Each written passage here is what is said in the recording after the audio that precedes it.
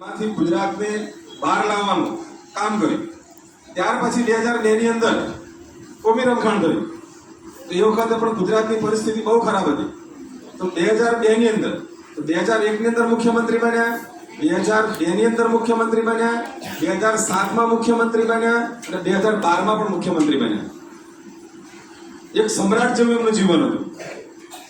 4 વારના ગુજરાતના મુખ્યમંત્રી. તમે વર્ગમાં ખાલી ઉપર મોનિટરની ચૂંટણી જીતવા માટે ઉભા રહેજો તો કેમ કેમ થાય ખબર પડે તમને. મહામંત્રી કે સહમંત્રી બનવું હોય તો કેમ કેમ જીતાય તમને ખબર હશે. તો 4 વાર ગુજરાતના મુખ્યમંત્રી બનવું એ કોઈ સામાન્ય વાત નથી.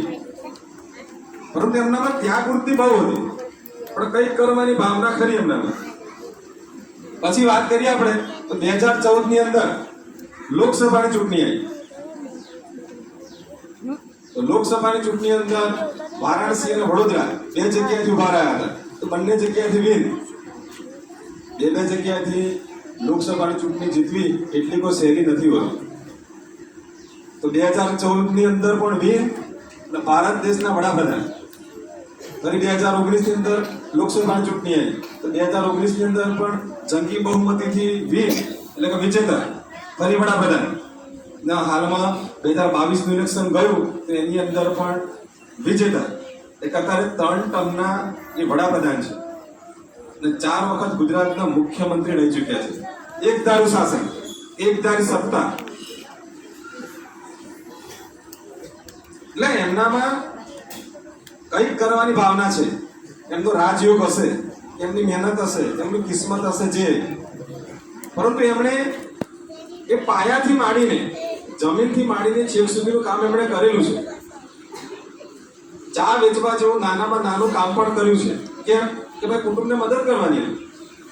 તો આપણે પણ આપણા કુટુંબ માટે, સમાજ માટે કંઈ પણ કરવાનું હોય તો કરવાની ભાવના આપણામાં હોવી જોઈએ.